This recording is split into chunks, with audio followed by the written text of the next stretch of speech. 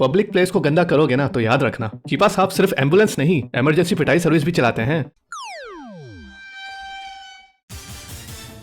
क्या ये है हमारा पाकिस्तान? आपको जरा सी शर्म नहीं आती? साहब अनपढ़ी गलती हो गई। अरे भाई काहे की गलती हो गई? चीपा साहब मैं आपकी माफी।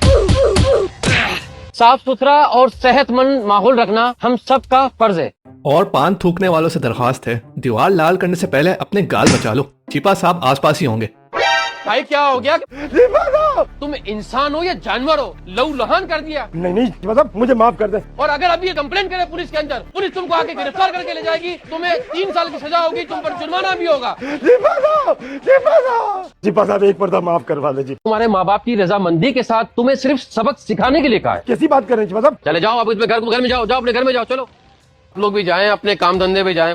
चीपा साहब के इंसानियत की खिदमत के लिए जारी सफर को उजागर करती है वीडियो। अगर आपको पसंद आई हो तो इसे लाइक करें, कमेंट करें, शेयर करें और हमारे फेसबुक पेज को फॉलो करें।